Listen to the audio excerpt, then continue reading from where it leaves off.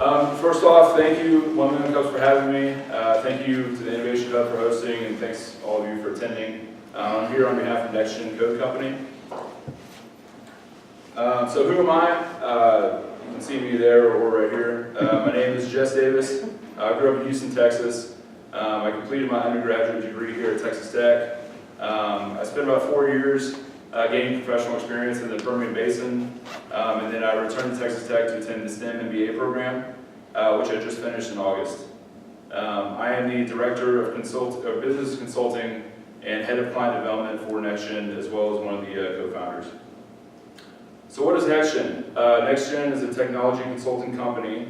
We help our partners leverage technology to improve their business. So what does that mean? Technology is a tool that every business should be looking to take advantage of. Whether it's customer-facing technology such as e-commerce, your online stores, web or mobile applications, or just even managing a simple email service, all the way to your back-end improvement of efficiency in your daily workflow. There's a technology that we can tailor-make to eliminate the headaches and bring your company closer to your goals. Why should large corporations have mobile apps? Why should only large corporations have mobile apps? Why not level the playing field for all size businesses and compete with the same technological advantages that the biggest brands around use?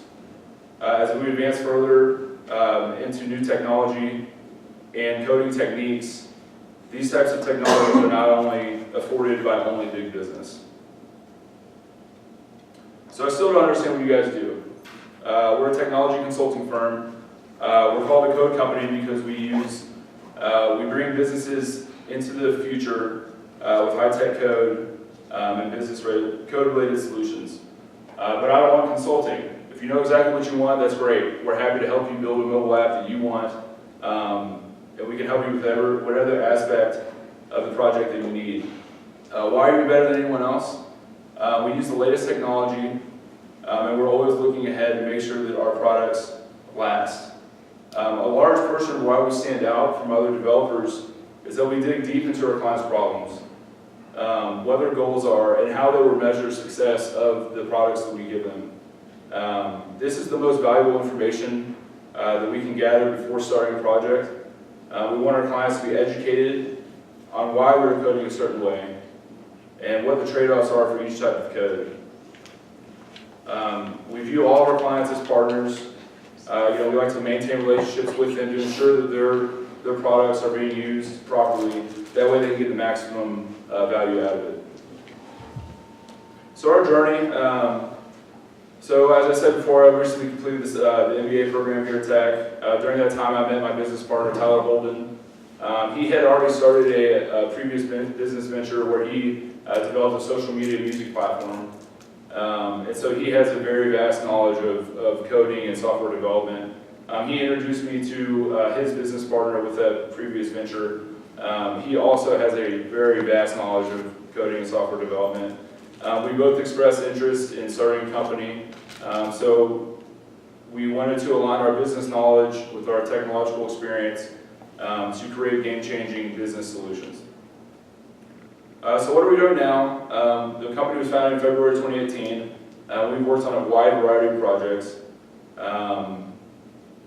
We were able to get a few good projects going in the beginning, and in June 2018 we moved into office here at the Innovation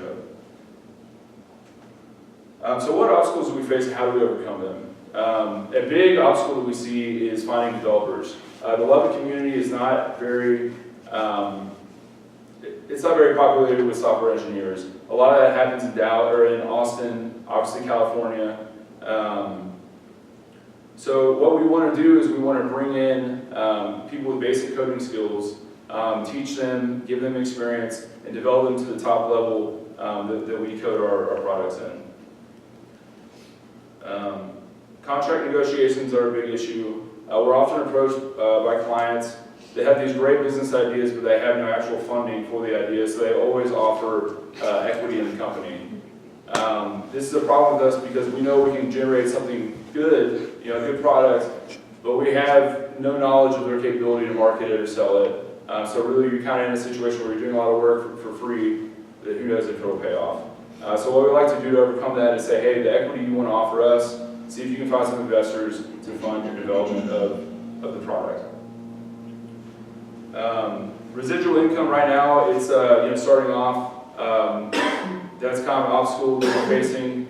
I feel like in the future we'll be able to develop more clients and manage more software for them, and that will start to kind of get the ball rolling and produce more residual income. Getting clients, of course, is an obstacle. It's very difficult to demonstrate the value of technology to a business owner that has had success without it. So what I do, what my job is to figure out what they want. People buy what they want, and I give them what they want. The technology is just the tool that's used to get them there. Often I will research into other related companies, show the owner, hey, this is what other people are doing, this is what their website's like, this is the kind of SEO they have, and this is any other software that helps them do their business, and show them, hey, this is what we can do for you and we can do it better. So what's in for the future? Our plan is to continue to maintain or to grow our client base and manage their software needs, right? The residual income is a big thing. We really enjoy working with other startups because we're in the same boat as them. We can learn from them. We can provide kind of expertise of our experience, which is why we're here at the Hub too. It's very nurturing to that kind of environment. We're always aiming to grow our team and educate aspiring software developers. We want this to be a good place to build that community in Lubbock for software development. We also build our own in-house platforms. Once these platforms are developed, we'll kind of just go underneath the parent company of NextGen. And then we're also looking into federal and local government contracts. There's a slight learning curve there since we're new to it, and sometimes dealing with the government can be kind of a delicate process and very strenuous. So, any questions?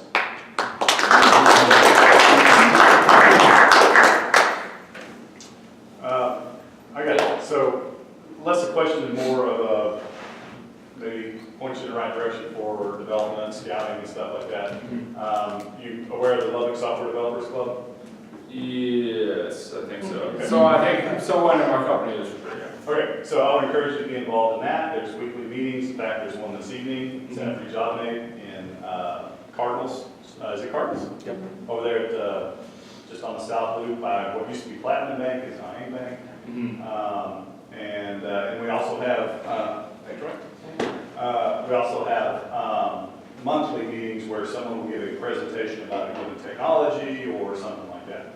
There's usually a lot of developers there. There's usually a lot of students there. And so I would encourage you guys to get involved in that. Okay. There are a lot of developers in Lubbock. A lot more than you would think. Not all of them are looking for jobs. Very few of them are looking for jobs. But yeah. if you're looking to pull in like student level people and educate them yourselves, and that might be a good avenue. Also, LIDA and a couple other organizations, Texas Tech, South Plains College, maybe the Chamber's gotten involved in a little bit, have put together a Lubbock Coding Academy. Are you familiar with that? Yeah, probably someone in my company is, but I'm not Okay. 100%. So I would also investigate that. So those are just a couple of tips. Yeah. It's Lubbock Software Developers Group, LSDG. You can find us on Facebook, or just stroll over to Reed Job Mate this evening at 7 o'clock. You'll see me there. Perfect. And yeah, and this is the weekly meetings are just kind of social get-togethers. Just geeks and nerds talking about stuff, right? But it is a good time. Yes. Have you guys got any passion projects, stuff that you've built that you wish you could make money off of, but you just like? Yeah, I mean, there's definitely a lot of ideas that have been floating around. TownWave is the platform that I mentioned earlier that Tyler had started in the beginning. That's kind of where he learned all of his software coding. We actually went to the Forbes Under 30 Summit in Boston to showcase it. I think that's really, now it's underneath the NextGen parent company. And that's definitely something I can see Tyler's very passionate about. And hopefully that one day will really pick up. I think we're kind of in the phase right now of looking for or some kind of VC to really fund it and kind of push it to the next level. I mean, if you wanted to download the app right now, you can get on it. It's just a matter of gaining traction and getting it going and making it a nationwide platform that people use. And there are other things that we're currently working on. I don't want to mention it to you because I don't people take the idea. Just kidding, I trust all y'all. But yeah, there's a few things right now. We're really focused on getting, keeping the business alive and building our client base. And then when we do have that free time, be able to build other in-house stuff. But really, I'd say right now it's TownWave for sure. You can download the app if you want, listen to music. Yeah. When a business comes to you with an idea and says, oh, I want to create a customer portal or some custom something, and they say, exactly how much will that cost? How do you answer that question? Yeah, that's actually, I didn't get to that on my obstacles there, but so people that are not familiar with software integration, they have no baseline really of what that's going to cost. And it's very hard to convince people to spend that kind of money because they can't immediately see a return on investment. Our prices are very competitive, but again, it's very difficult since people haven't purchased it before, they just don't understand. Really, it's a project by project basis. It's very hard to put a specific price on anything because if you want an app that has artificial augmented reality, that's going to be way more than just having an app that sends files to your back-end database system. So really, it's just about finding the right budget that the potential client has and seeing what we can give them that will get them as close to the goals as possible with that budget. So really, again, it's just you have to talk and dig deep and make sure that the client understands exactly what all this is for, educate them, and just try to work together on finding the right fit for the project. Does that answer your question? Do you try to push them towards an hourly rate that's open-ended? Do you try to push them to a project rate or just like a monthly retainer? How do you, what direction do you prefer to go? I think right now we've been doing a fixed price cost for the project, and then we'll put in kind of a monthly, the monthly residual income is what I was talking about earlier. That's a very small fee just to make sure that the software continuum maintenance and all that stuff.